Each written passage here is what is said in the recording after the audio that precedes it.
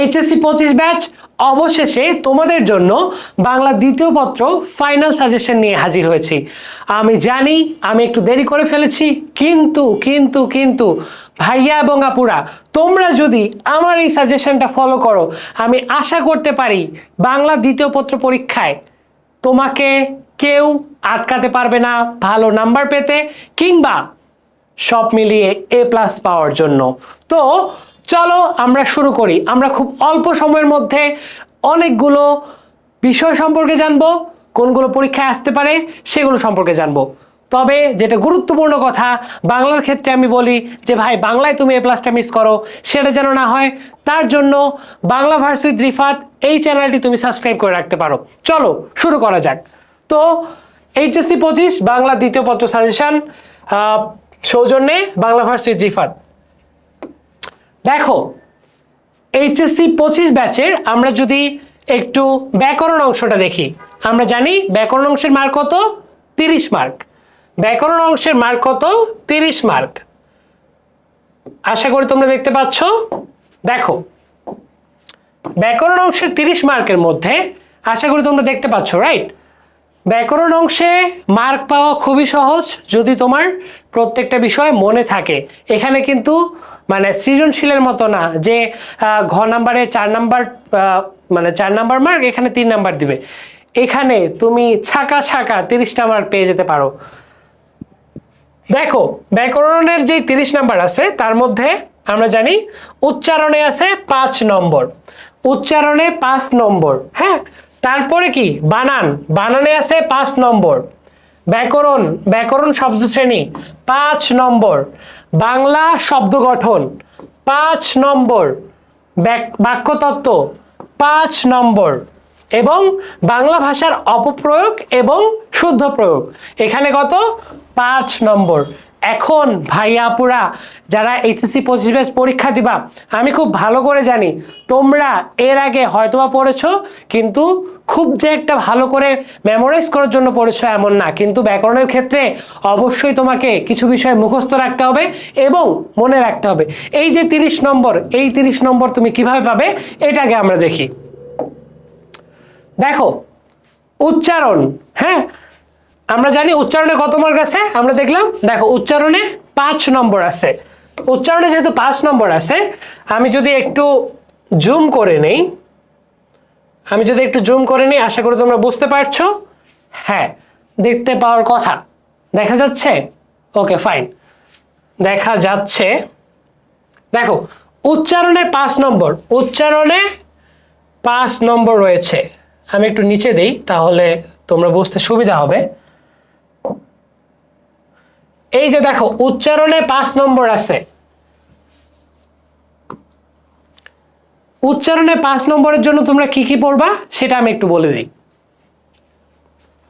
দেখো, অ ধ্বনি অর্থাৎ স্বরীয় ধ্বনি, এ ধ্বনি, ব ফলা, ম ফলা, জ ফলা।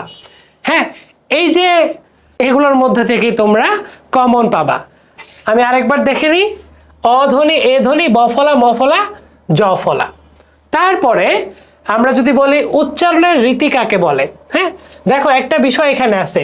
এখানে কিন্তু তুমি যেটা করতে পারবা সেটা কি জানো, যে দুইটা অপশন থাকে, যে কোনো একটার উত্তর দেওয়া যায়।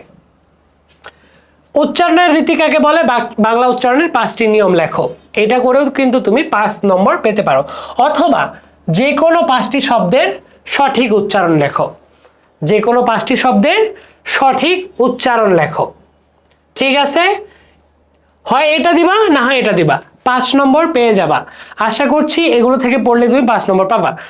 2 নম্বরের যে বিষয়টা বানান, এখানেও 5 নম্বর। 5 নম্বর দেখো, বাংলা একাডেমি প্রণীত বাংলা বানানের 5টি নিয়ম। হ্যাঁ, এটা খুবই ইম্পর্টেন্ট, আশা করি কমন চলে আসবে। দেখো, বাংলা একাডেমি প্রণীত বানানের 5টি নিয়ম, এটা কমন আসতে পারে। তারপরে দেখো, বাংলা বানানে হ্রস্বইকার ব্যবহারের 5টি নিয়ম লিখো। তারপরে দেখো, আমরা বলি না যে এটা আমরা আসলে অনেকেই কি বলবো, বাংলা তো আসলে অনেকেরই পড়া হয় না। তো দেখো, এই যে বাংলা বানানে হ্রস্বইকারের বানানের ব্যবহারের 5টি নিয়ম, অথবা নতবিধান কি? নতবিধানের নিয়ম লিখো অথবা যে কোনো 5টি শব্দের শুদ্ধ বানান লেখো। এই দুইটা থেকে কমন আসার সম্ভাবনা আছে আমি যতদূর বিশ্বাস করি। তো এই গেল বানানের অপশন, হ্যাঁ, মানে বানান থেকে যে 5 মার্ক, 5 5 10 হয়ে গেল। তারপরে আসো, তারপরে আমরা দেখি, এই যে দেখো ব্যাকরণিক শব্দ শ্রেণী, এখানে 5 নম্বর ব্যাকরণিক শব্দ শ্রেণী। হ্যাঁ, দেখো শব্দ শ্রেণী কি, কত প্রকার ও কি কি, এটা গুরুত্বপূর্ণ। দেখো এখানেও কিন্তু 5 নম্বর আছে। শব্দ শ্রেণী কি, কত প্রকার ও কি কি, এটা চলে আসতে পারে। অথবা দেখো এখানে বিশেষ্য বিশেষণ ক্রিয়াপদ কি, শ্রেণী বিভাগ লিখো অথবা অনুচ্ছেদ বাক্য হতে পদচিহ্নিতকরণ। বিশেষ্য বিশেষণ ক্রিয়াপদ কি, হ্যাঁ, যে কোনো একটা আসতে পারে, শ্রেণী বিভাগটা লিখতে হতে পারে, অথবা অনুচ্ছেদ বা বাক্য হতে পদচিহ্নকরণ। তো এই গেল 5 নম্বর। কত হইল? 3 5 15। তারপরে দেখো আমি একটু জুম করে নেই তাহলে তোমাদের সুবিধে হবে। আমি একটু জুম করে নেই তাহলে তোমাদের সুবিধে হবে। আসলে আমিও স্ট্রাগল করছি, স্ট্রাগল বলতে ভুল হবে, আমি সবেমাত্র শুরু করলাম এই ক্লাসগুলো নেওয়া বা তোমাদের কিছুটা হলেও হেল্প করা। আমি জানি না, আমিও খুব সামান্য, তবে চেষ্টা করছি।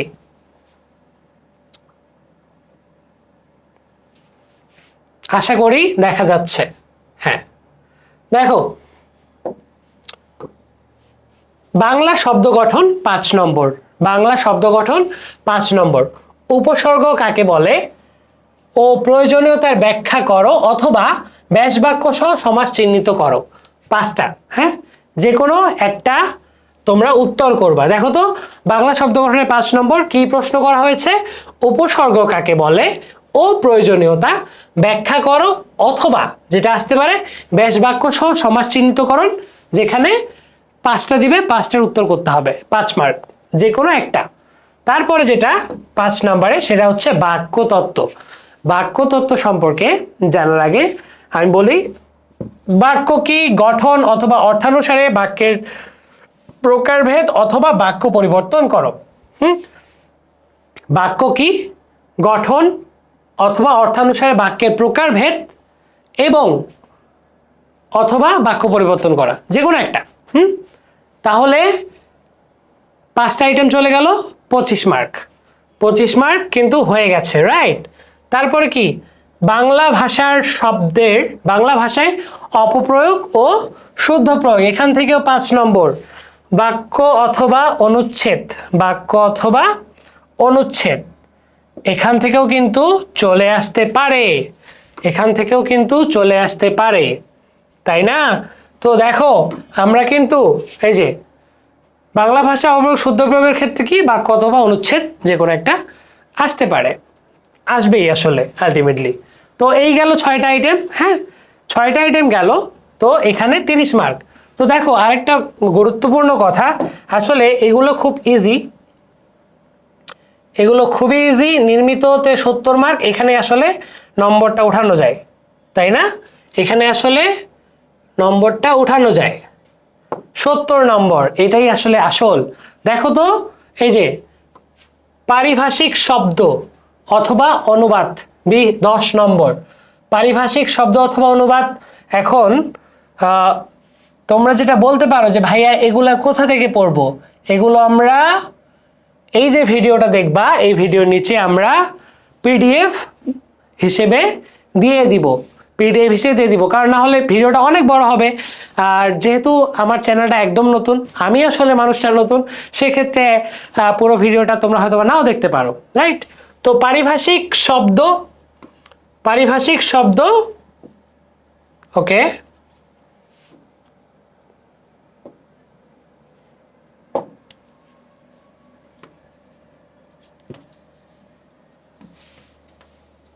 তো পারিভাষিক শব্দ অথবা অনুবাদ থেকে 10 মার্ক। কত মার্ক? 10 মার্ক। তারপরে কি, তারপরে হচ্ছে দিনালিপি অথবা প্রতিবেদন। এখন আমি এখানে একটা কথা বলি, পারিভাষিক শব্দতে অল্প সময় লাগবে, অল্প সময়ের মধ্যে তুমি উত্তর করতে পারবা, রাইট? এখানে কিন্তু 10 নম্বর রয়েছে, অথবা তুমি অনুবাদও চাইলে করতে পারো। তবে আমি যেটা বলি, পারিভাষিক শব্দে মার্ক পাওয়া বেশি সহজ। হ্যাঁ, কারণ এখানে যেহেতু কি বলে মানে হচ্ছে এখানে সংখ্যা হিসেবেই থাকে, তো মার্কটা আসলে বেশি সহজ। তারপরে যেটা, সেটা হচ্ছে দিনালিপি অথবা প্রতিবেদন। দিনালিপি অথবা প্রতিবেদন আমি সাজেস্ট করব তোমরা দিনালিপিটা লেখো। দিনালিপিটা লেখো, এখানে পারিভাষিক শব্দটা লেখো। দিনালিপি লেখাও সহজ, যে কোনো টপিকে আসলে খুব ইজিলি লিখতে পারবা। যেটা গুরুত্বপূর্ণ সেটা হচ্ছে দিনালিপির যে নিয়মগুলো আছে সেগুলো একটু ভালো করে দেখে নিবে, সেগুলো একটু ভালো করে দেখে নিবা, তাহলেই হবে। দিনালিপি খুবই সহজ ভাই, আমরা বাঙালি। হ্যাঁ, তুমি জাস্ট, আমি একটা কথা বলি, বিশেষ করে নির্মিত অংশের জন্য, মানে বাংলা দ্বিতীয় পত্রের ব্যাকরণে তোমাকে বেশিরভাগ ক্ষেত্রে মনে রাখতে হবে। ব্যাকরণ আমি 30-এর মধ্যে যদি 25ও পাও, এখানে 30 পাওয়া সম্ভব, কিন্তু তোমার ধরো যে সেরকম মানে কি বলবো প্রিপারেশন একটু কম, তো তুমি সেখানে 20 ধরো। হ্যাঁ, সেখানে যদি 20ও পাও, তোমার এই যে নির্মিত অংশ 70 মার্ক, হ্যাঁ, এখানে কিন্তু মার্কটা ওঠানো খুবই সহজ। এখানে যদি তুমি ভালো লিখতে পারো, তোমার 60+ এমনি হবে, আর 60+ হলে তো প্লাস সুনিশ্চিত। দেখো এই যে 9 নম্বরে কি, দেখো পারিভাষিক শব্দ অথবা অনুবাদ 10 নম্বর। 10 নম্বর তোমরা যেটা করবা, পারিভাষিক শব্দটা লেখার চেষ্টা করবা। তারপরে কি, দিনালিপি অথবা প্রতিবেদন, তোমরা দিনালিপি লেখার চেষ্টা করবা, 10 নম্বর পাবা। তারপর ইমেল অথবা আবেদনপত্র। এখন দেখো, ইমেল লেখাও সহজ, বাট ইমেলে অনেকেই ভুল করো। ওই যে কি লিখতে হবে, @gmail.com নাকি, এগুলো অনেকেই ভুল করো। ইমেল এখনো অনেকে কনফিউজড। তো তোমরা আবেদনপত্র লিখবা, খুবই ইজি। আবেদনপত্র আমরা ছোটবেলা থেকে লিখে আসতেছি, আমার পেটে ব্যথা, এই জন্য কি বলবো, আবেদনপত্র লিখে আমরা টিচারের কাছে ছুটে যাচ্ছি, ব্যাপারটা এমন না। তো এখানেও 10 নম্বর, আবেদনপত্র লেখাও কিন্তু খুবই ইজি। হ্যাঁ, মার্কও পাওয়া সহজ, 10 নম্বর, কিন্তু 10 নম্বর কিন্তু অনেক মার্ক। হ্যাঁ, তো কতবার গেল অলরেডি, 10 10 10 30 মার্ক কিন্তু চলে গেছে। এখানে একটা কথা বলি, ইমেইল অথবা আবেদনপত্রের ক্ষেত্রে দেখো, একটা আছে কি প্রাতিষ্ঠানিক চাকরি আবেদন সংবাদপত্র। প্রাতিষ্ঠানিক কোনটা, প্রাতিষ্ঠান তো জানোই, যে স্কুল কলেজে দিচ্ছি বা একটা কোনো আবেদন করতেছি। চাকরির আবেদন কিন্তু একটু আলাদা। হ্যাঁ, তারপরে সংবাদপত্র, সংবাদপত্রেরটাও আলাদা ধরনের। এখন দেখো এই যে সারাংশ অথবা সারমর্ম, এখানে আমি যেটা করতাম, আমি ভাই ভাব সম্প্রসারণ লিখতাম। হ্যাঁ, সারাংশ সারমর্ম কম সময়ে লেখা যায় ঠিকই। হ্যাঁ, সারাংশ সারমর্ম অল্প সময়ের মধ্যে যেহেতু কমই লিখতে হয়, নিয়মই এটা, কম লেখা যায় ঠিকই, কিন্তু আসলে ব্যাপারটা হচ্ছে যে সেখানে কিন্তু মার্ক দিতে একটু কার্পণ্যতা করে। আর ভাব সম্প্রসারণ তুমি যদি ভালো করে লিখতে পারো, কারণ ভাব সম্প্রসারণ বর্ণেরা বর্ণে সুন্দর, শিশুরা মাতৃক্রোড়ে, যেই অনেকগুলো ধরনের ভাব সম্প্রসারণ আছে না, তো এগুলো লেখা সহজ, এমনকি বানিয়েও লেখা যায়। হ্যাঁ, তোমার একটু আইডিয়া থাকলেই হয়ে যায়। আর যেহেতু ভাব সম্প্রসারণ আমি বলি, ওই যে লাইনটা জাস্ট একটু মূল ভাবটা বোঝার চেষ্টা করবা, তুমি 1-2 পাতা অনায়াসে লিখতে পারবা। তো এখানেও কিন্তু 10 মার্ক পাওয়া খুবই ইজি, ঠিক আছে। তারপর দেখো 11 নম্বরে কি, সংলাপ অথবা খুদে গল্প। সংলাপ অথবা খুদে গল্প, সংলাপ বলতে ডায়লগ, যেটা ইংলিশে আমরা লিখি, আর বাংলায় সেটা হতে পারে 2 বন্ধুর মধ্যে, সেটা হতে পারে স্কুলের সহপাঠীদের মধ্যে, বিভিন্ন হতে পারে। হ্যাঁ, তো সংলাপ লেখাও সহজ, তবে আমি সাজেস্ট করব তোমরা আসলে এখানে খুদে গল্প লিখলে মানে গল্প বানিয়ে লেখা যায়, তো গল্পটা লেখা একটু বেশি সহজ। আমি যেটা ফিল করি যে খুদে গল্পটা লেখা বেশি সহজ। তবে তোমার যদি সময় কম থাকে, সেক্ষেত্রে তুমি চাইলে সংলাপ লিখতে পারো। এখানেও 10 মার্ক, এখানেও 10 মার্ক। তারপরে কি, 12তে প্রবন্ধ রচনা। এখন বলে এইটাই কিন্তু গুরুত্বপূর্ণ ভাই, এখানে 20টা নম্বর, এখানে 20টা নম্বর, এই 20টা নম্বর কিন্তু পেতেই হবে, এই 20টা নম্বর কিন্তু তোমাকে পেতেই হবে। এখন আমি বলি খুবই গুরুত্বপূর্ণ কথা, দেখো ব্যাকরণ নির্মিত অংশের জন্য কিন্তু খুব অল্প সময় লাগে। তোমার যদি সবকিছুই জানা থাকে, সেখানে খুব অল্প সময়ের মধ্যে তুমি সেটা শেষ করতে পারবা। নির্মিত অংশে অনেক লেখা লিখতে হয়, কিন্তু রচনার জন্য অন্তত আধা ঘন্টা রাখবা। রচনার জন্য 30 মিনিট না রাখলে আসলেই ব্যাপারটা খুবই টাফ হয়ে যাবে। হ্যাঁ, রচনা কমপক্ষে হইলেও 15-20 পেজ লেখা জরুরি, নাহলে টিচাররা মার্ক দিতে চায় না। কারণ বাংলাদেশের মধ্যে বাঙালিদের মধ্যে একটা মানে এটা আমি দেখছি ছোটবেলা থেকেই, মানে এটা ফিল করছি বা স্টুডেন্ট টিচারদের মধ্যে দেখছি যে রচনা ভাই অনেক বড় অনেক পেজ লিখতে হবে, তাহলেই মার্ক পাওয়া যাবে। তবে যেটা বললাম, পয়েন্ট অনেকগুলো রাখা ট্রাই করবা যাতে টিচার মার্ক দিতে কার্পণ্যতা না করে।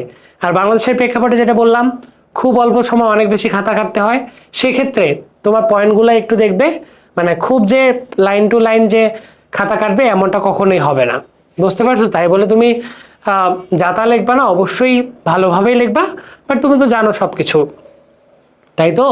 তো এই হচ্ছে আজকের বিষয়, আমি তোমাদেরকে বুঝাই দিলাম। ভিডিওটা যথেষ্ট, মানে যেহেতু আমি একদমই নতুন, সেক্ষেত্রে হয়তো একটু বড় লাগতে পারে, হয়তো অনেকে দেখবাই না।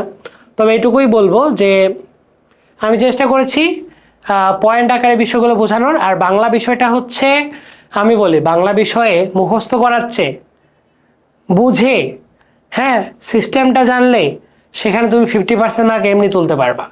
এই যে বললাম, নির্মিত অংশের জন্য অনেকেই অনেক ধরনের তোমার সাজেশন দিচ্ছে, যে সেটা রচনার ক্ষেত্রে হতে পারে, যে বিজ্ঞানের অগ্রযাত্রা, অনেক কিছুই আছে না। তো এগুলো আমি চাইলেই বলতে পারি। তো আলটিমেটলি যেটা বললাম, দেখো এখানে একটা গুরুত্বপূর্ণ জিনিস, এই যে এগুলোর মধ্যে জুলাই আন্দোলন হয়তোবা চলেও আসতেও পারে, এটা খুবই গুরুত্বপূর্ণ। কারণ বাংলাদেশের বিভিন্ন পরীক্ষায় কিন্তু এটা চলে আসছে, জুলাই আন্দোলনের বিভিন্ন প্রেক্ষাপট নিয়ে। তো জুলাই আন্দোলনটাকে অবশ্যই মাথায় রাখবা।